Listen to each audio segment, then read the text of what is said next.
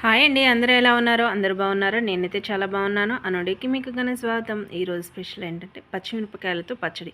అదేంటి, వాన పడుతుంటే ఏ చికెనో ఏ మటనో తెచ్చుకొని తినాలి, కానీ పచ్చిమిరపకాయలతో ఏందని అనుకుంటున్నారా? పచ్చిమిరపకాయలు పచ్చడి తినాలంటే చాలా అదృష్టం అనేది ఉండాలి. అది ఎందుకు అంటున్నారా?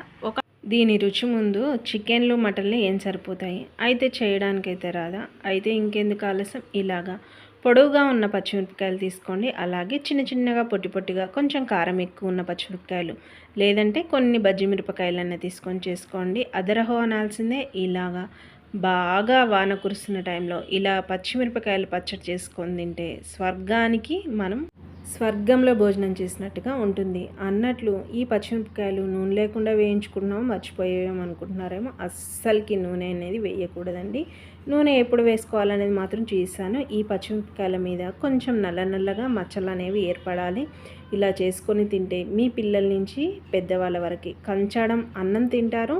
ఇదైతే మాత్రం గ్యారంటీ. ఇప్పుడంటే చికెన్లు మటన్లు ఎక్కువయ్యాయి, కానీ వాళ్ళు కమ్మదనంగా నోటికి రుచిగా ఉండాలంటే ఇలాంటి పచ్చళ్ళు, పాతకాలం పచ్చడి అయినా సరే కానీ చాలా టేస్టీగా ఉంటుంది. 15 నుంచి 20 వెల్లుల్లి మాత్రం ఎక్కువ వేసుకున్న టేస్ట్ అనేది అమోఘంగా ఉంటుంది. అలాగే ఒక చెంచా జీలకర్ర వేసుకొని చక్కగా ఇది సిమ్లోనే పెట్టుకొని వేయించుకోవాలి. దాదాపు ఇవన్నీ వేగడానికి 20 నిమిషాలు అయితే పడుతుంది. అలాగే టేస్ట్ కూడా అద్భుతంగా ఉంటుంది.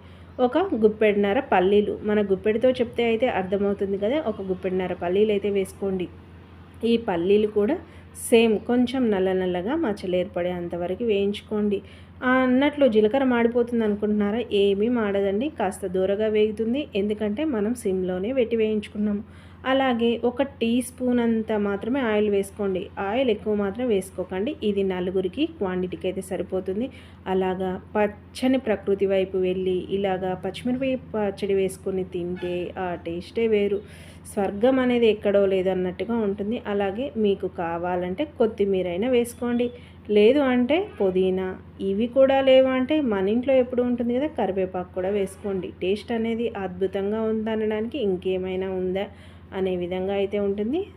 రుచికి సరిపడా ఉప్పు అయితే ఇప్పుడే వేసేసుకోండి, కొంచెం పసుపు, అలాగే ఒక 2 రెబ్బల చింతపండు అయితే వేసేసుకొని చక్కగా వీటన్నిటిని కలిపేసుకోండి. ఇలాగా వేగిపోవాలి. అన్నట్లు ఈ పచ్చడి ఎలా దంచుకోవాలంటే అది కూడా చెప్తాను. ఈ విధంగా బాగా వేగనివ్వాలి. అంటే మనకి అన్నీ ఈక్వల్గా పల్లీలు కానీ ఏవన్నా కానీ అన్నీ చక్కగా ఇలాగా వెల్లుల్లి కూడా కాస్త మాడినట్లు అవుతుంది. ఏం కంగారు పడాల్సిన అవసరం లేదు. ఈ పచ్చడి మీకు రోలు ఉంటే వీలైనంత వరకు రోట్లో దంచుకోవడానికి అయితే చేయండి. రోల్ లేదు అనుకుంటే మిక్సీది ఆపి అయితే మిక్సీలో కూడా వేసుకోవచ్చండి. టేస్ట్ అయితే చాలా అమోఘంగా అద్భుతంగా ఉంటుంది. అప్పటి రోటి పచ్చళ్ళు ఇప్పుడు చికెన్లు మటన్లు పెడితే చూడటానికైతే ఇంట్రెస్ట్ ఉంది, కానీ ఇలాంటి రోటి పచ్చళ్ళు తినడానికి కానీ ఇంట్రెస్ట్ అనేది లేదు. అలాగే దీంట్లో మనం నూనె కూడా చాలా తక్కువగా వేసాము. ఇలా నూరుతూ ఉంటే నాకు మా అమ్మ మొన్న వచ్చినప్పుడు ఒక విషయం అయితే చెప్పింది. మా నాన్నమ్మంట ఇలాగా ఎవరన్నా పచ్చడిని నూరిన తర్వాత ఆ పచ్చడిని బాగా రోట్లో నుంచి తీసారో లేదో అని చూడటానికైతే టెస్టింగ్ అనేది చేసేదంట. ఇలా నూరిన పచ్చట్లో ఒక ముద్ద అన్నం వేసుకొని కూడా తినేదని మా అమ్మ అయితే జ్ఞాపకం అయితే చేసింది. ఎంతైనా మన పెద్దవాళ్ళు అంత జాగ్రత్తగా వంట చేసేవాళ్ళు, వంట చేసింది మొత్తం పూర్తిగా తినేవాళ్ళండి. ఎందుకంటే అప్పుడు కాలంలో సంతానమే ఎక్కువే కాబట్టి, తిండి తక్కువే కాబట్టి అంత బాగా చేసుకునేవాళ్ళు. ఇంకా పచ్చడి అయితే రెడీ అయిపోయింది. ఇంకా ఎందుకు ఇలాగ ముద్ద అంటే నలుగురికి మాత్రమే సరిపోతుంది. చాలా బాగుంటుంది. తడి ఎక్కడా తగలలేదు కాబట్టి నిల్వ కూడా ఉంటుంది. ఈ విధంగా చేసుకొని ఇదిగో మనం దీంట్లోనే చేసుకున్నాక దాంట్లో పెట్టేసిన తర్వాత కొంచెం వేడి వేడి అన్నం అయితే వేసేసుకోండి, సూపర్గా ఉంటుంది.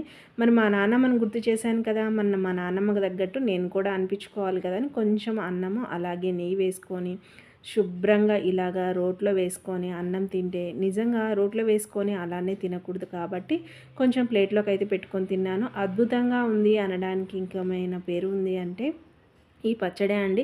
ఇప్పుడు చెప్తుంటే కూడా నీళ్ళు ఊరుతున్నాయి. ఇంకెందుకు ఆలస్యం, చేసుకొని టేస్ట్ ఎలా ఉందో ఖచ్చితంగా కామెంట్ అయితే చేయండి.